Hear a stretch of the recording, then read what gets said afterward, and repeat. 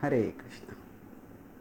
Terrorism arises from ignorance, materialism, and ego.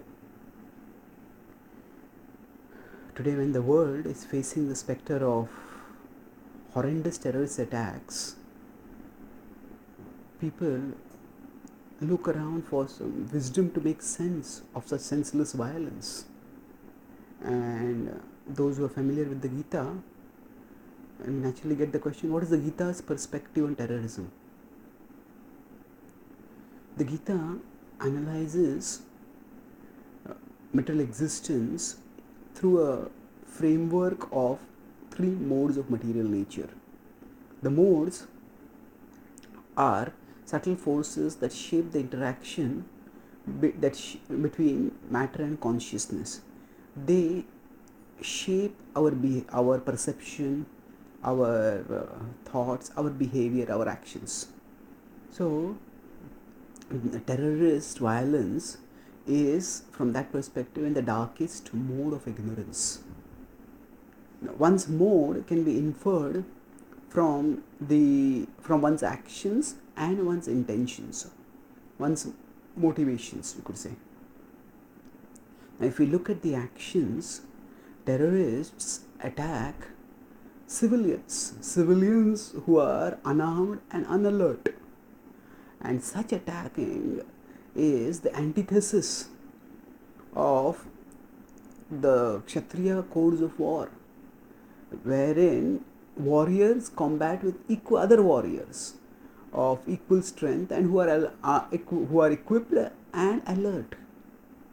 The most ghastly, reprehensible violence in the Mahabharata war was the murdering, the slaughtering, the massacre done by Ashwathama of the sons of Pandavas. He killed them while they were sleeping. And even that most ghastly massacre did not target civilians. So, targeting civilians in violence is totally in the mode of ignorance. Yeah. Further, we can look at the intentions.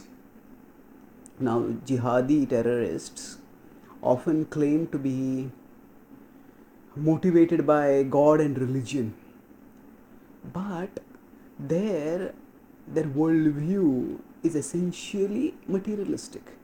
They crave, they thirst for power, property in terms of land, and pleasure. They want to enslave women and enjoy them, and they hope to get in Jannat, 73 virgins or things like that, for their pleasure. So in this life as well as in the next, they are looking for materialistic pleasure. So the Bhagavad Gita, rather than looking at ideological affiliation, it focuses on operational motivation. So ideologically they may claim to be following some religion, but operationally they are motivated by materialism, and materialism of the most extremist variety. So in that sense, these jihadi terrorists are like the Nazis, who were also avowedly materialistic, who also were driven by egoistic superiority, egoistic visions of supremacy. They wanted to either eliminate everyone who opposed them or subordinate and dominate and enslave them. So although superficially the Nazis were anti-religious, many of them, irreligious, whereas the jihadis may be seemingly religious, but essentially in terms of action, both of them are in the mode of ignorance. And in the mode of ignorance, people engage in reprehensible, despicable acts of violence, and they distort ideologies for their own self-serving agendas. So now the Bhagavad Gita, based on its analysis of the three modes of material nature, also recognizes that all forms of violence are not born equal.